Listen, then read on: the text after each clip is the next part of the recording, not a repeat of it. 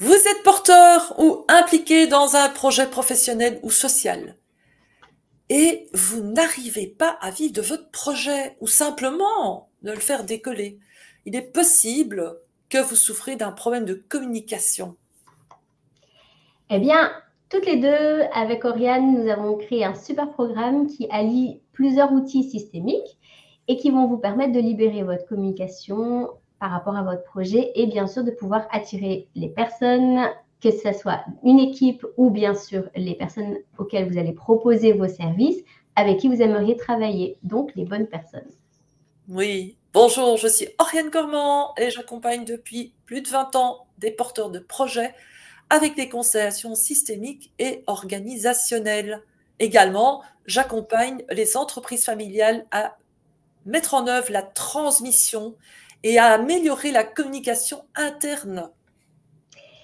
Et pour ma part, je suis Céline Rouge et j'ai créé l'outil La nouvelle approche systémique de l'énéagramme en lien avec les 5 éléments chinois et les blessures de vie. Et c'est un outil que vous allez pouvoir découvrir lors de ce programme, de le vivre pleinement et qui va vous permettre de libérer votre communication.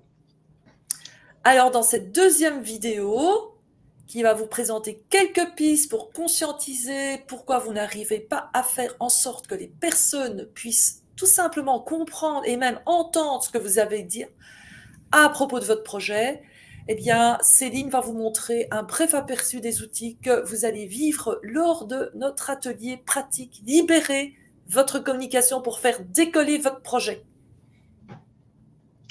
Merci Oriane. Alors, pour vous inscrire, vous trouverez toutes les infos sous cette vidéo. Et n'oubliez pas de liker, de commenter pour nous aider à faire remonter cette vidéo dans les algorithmes. À toi, Céline.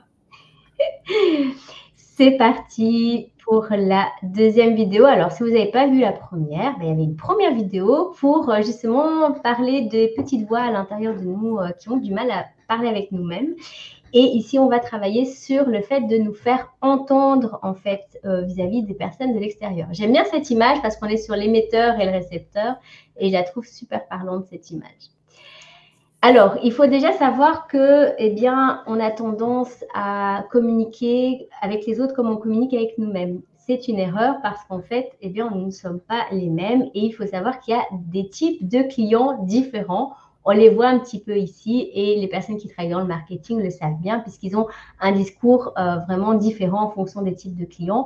Et une fois qu'on conscientise, on peut de manière vraiment authentique s'adapter aux personnes sans être du tout dans la manipulation. Et donc, ces types de clients, on les voit ici. Donc, c'est intéressant aussi de savoir au niveau systémique quels sont les clients avec qui on a facile et lesquels avec on a du mal parce que ça vient nous faire travailler beaucoup de choses en fait. Si on est plutôt du type doux et on n'aime pas être trop dans l'argumentaire, on peut avoir beaucoup de mal avec les personnes qui sont méfiants, autoritaires, agressifs parce que c'est vraiment l'inverse de nous. Alors que c'est une façon d'être et c'est pas bien ou mal. Donc le fait aussi d'être dans le jugement, ça va nous aider aussi de sortir en fait, de dire tiens là je suis dans le jugement par rapport à des types de comportements. Alors là, l'énéagramme, donc pour ceux qui ne connaissent pas, c'est les 9 grands types de personnalité. C'est un outil ancestral qui est vraiment incroyable pour moi et on peut vraiment tout le temps apprendre à l'intérieur, on n'arrête jamais. Eh bien, déjà quand on voit les 3 types, des grands types de personnalités différentes en fonction de leur centre de décision, qui sont donc le centre instinctif, mental ou émotionnel, on va voir qu'on ne va pas pouvoir avoir la même communication. Moi, j'aime bien aussi l'exemple, par exemple, du type 2. On voit qu'il a une petite mallette un peu genre Croix-Rouge, il est dans le syndrome du sauveur, il aime bien aider les personnes, il est dans l'émotionnel. On ne pourra pas du tout parler de la même manière avec un type 2 qu'avec un type profil 6, par exemple, qui est dans le mental, qui a plein de peurs et qui a besoin d'avoir beaucoup de réponses à ces questions pour prendre une décision. Et donc, on sera plus dans l'argumentaire avec quelqu'un qui est dans le 6 et avec quelqu'un qui est dans le profil 2, on va plutôt être aussi dans le type émotionnel. Et donc, notre manière de communiquer ne sera pas le même et leurs besoins ne seront pas les mêmes non plus. Alors justement, c'est quelque chose qu'on nous répète tout le temps quand on fait la gestion de projet et qui n'est pas toujours facile pour certains profils d'énéagramme. Donc en fonction de votre profil, vous allez sûrement comprendre des choses, c'est de trouver notre public cible. quand on voit cela, il faut se dire que si on a entouré ces types-là, il y en a d'autres qu'on a peut-être dû laisser de côté. Et donc, par exemple, si on a un profil de type 9 qui veut justement donner des services pour tout le monde, en fait, en parlant à tout le monde, il va parler à personne.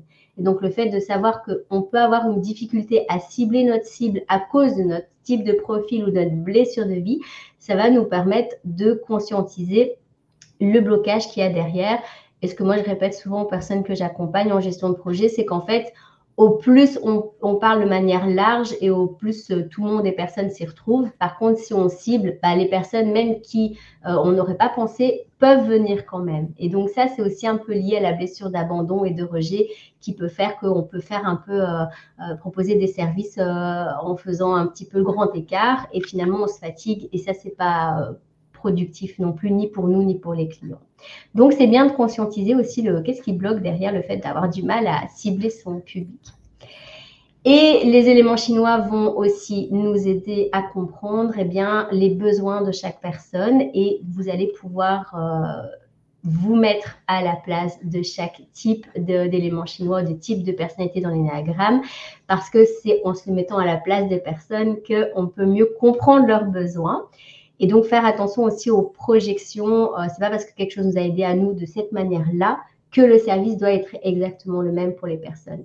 Et comme on peut représenter justement le public cible soi-même, c'est un processus qui va nous permettre d'avoir en fait tous les codes qu'il faut pour pouvoir se mettre à leur place. Et c'est ça que moi, j'aime énormément. C'est dans la constellation justement de pouvoir vivre ce processus à l'intérieur.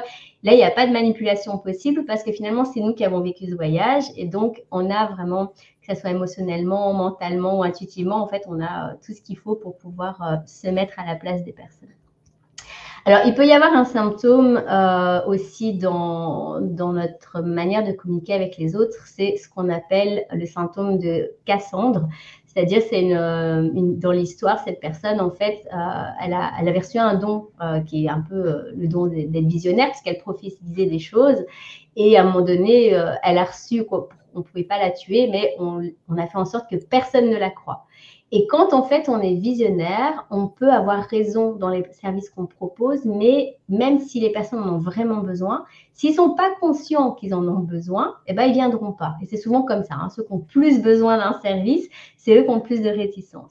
Et donc, c'est intéressant de le savoir et de l'accepter, en fait, ce syndrome du visionnaire, pour peut-être diminuer un petit peu, on en parlera dans la prochaine vidéo, notre manière de communiquer ou même dans nos services, de pouvoir peut-être adapter notre service pour commencer quelque part au lieu de vouloir quelque chose de peut-être abouti pour nous, mais de pas compréhensible en fait pour les personnes à qui on le propose. Et alors, il y a aussi l'histoire de l'écho, c'est-à-dire que si les personnes en face de nous, notre public cible nous renvoie des choses dites négatives, donc je ne comprends pas ton service ou à quoi ça sert, justement, c'est aussi important de l'écouter. Le système nous dit les choses à l'extérieur qu'il ne comprend pas. Et donc, se remettre en question et d'accepter, en fait, de revoir la manière dont on propose notre service. Et donc, comme on l'a expliqué dans la vidéo passée, j'ai créé un jeu de cartes qui permet aussi d'aller mettre de la lumière sur nos ombres. Et ça peut être aussi le mental ou l'ego qui nous empêche d'écouter en fait ce que les personnes ont à nous dire. C'est un jeu avec lequel on va travailler pendant cet atelier. Et on va aussi travailler, bien sûr, sur le chakra de la gorge. Alors, un petit outil que je peux déjà vous donner, c'est que quand vous parlez à des personnes, que vous les donnez des informations, vous voulez parler de votre service, ça peut être très intéressant de se connecter à son chakra de la gorge pour voir s'il est déjà dans cet accueil, de pouvoir réceptionner, puisqu'il y a l'émetteur, le récepteur. Mais si le récepteur n'est pas encore prêt, en fait, ce que vous allez dire, ça va être dans le vent, vous allez vous fatiguer. Et donc, c'est de voir si la personne est réceptive, si elle est déjà prête à entendre ce que vous allez lui dire. Vous allez gagner beaucoup de temps et d'énergie. Et pour finir, on revient à l'enfant intérieur dont on avait discuté dans la vidéo précédente, c'est de travailler sur notre douleur la plus profonde. Et bien sûr, ça va avoir une résonance sur la douleur la plus profonde des personnes à qui on va proposer ce service. Bien sûr, attention aux projections, parce qu'on est tous vraiment uniques. Et donc, même si les douleurs se ressemblent, la vibration elle sera à chaque fois différente. Et donc, du coup, toi, Oriane, qu'est-ce que tu peux nous dire par rapport aux constellations? Qu'est-ce qu'elles peuvent nous apporter par rapport à cette communication avec les personnes à qui on propose des services? Oui, merci Céline. Eh bien, l'avantage des constellations, comme je le disais déjà dans la vidéo 1, c'est de pouvoir mettre à l'extérieur de soi une réalité que l'on vit et dont on n'est pas toujours conscient. Et donc, durant ces 20 années, moi, j'ai développé, par exemple, les constellations transactionnelles, c'est-à-dire qu'on va mettre en représentation, eh bien, cette douleur profonde, cette victime intérieure, ce persécuteur intérieur, ce sauveur intérieur, eh bien, on va l'extérioriser et cela va permettre de révéler les jeux relationnels que nous jouons avec nous-mêmes, mais aussi avec les personnes avec qui nous sommes en interaction. Forcément, ces jeux relationnels vont bloquer la communication, ça va mettre en place des mécanismes de défense qui vont entrer en résonance avec les blessures des personnes que nous rencontrons et qui viennent réveiller ou réactiver les blessures que nous avons vécues pendant notre enfance, mais pas que. Des fois, il se fait que nous portons des blessures qui ne nous appartiennent pas, mais comme nous sommes des enfants loyaux, nous portons les blessures de notre système familial.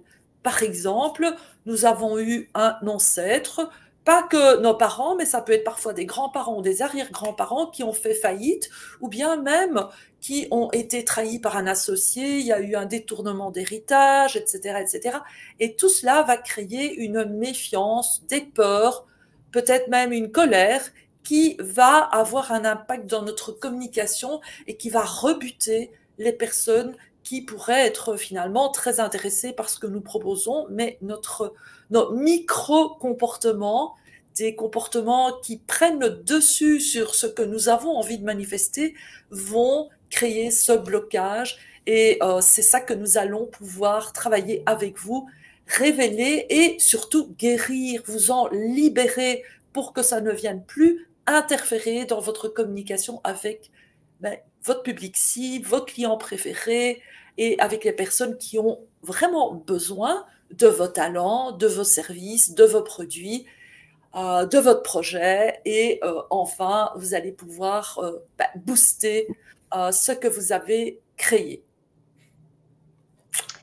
Riche programme. C'est vraiment incroyable. Et justement, tout ce que tu as parlé, dans la prochaine vidéo, on va un petit peu plus parler des blessures et toutes ces choses-là. Et dans ce que tu dis, je me dis, en fait, on travaille énormément sur nous, en fait, quand on travaille sur le projet. C'est quand même incroyable. Nous et notre famille. Hein. Tout à fait. Pour moi, c'est un peu une voie spirituelle que de se lancer dans un projet professionnel ou un projet associatif, hein, parce que pour info, vous pouvez être par exemple porteur d'un projet, d'un écoquartier, d'un service, je dirais, en économie circulaire ou des choses comme ça, une permaculture. Eh bien, tout ça peut être amené à être exploré durant nos ateliers. Super, merci. Voilà. On vous dit à bientôt pour la 3e vidéo. Merci.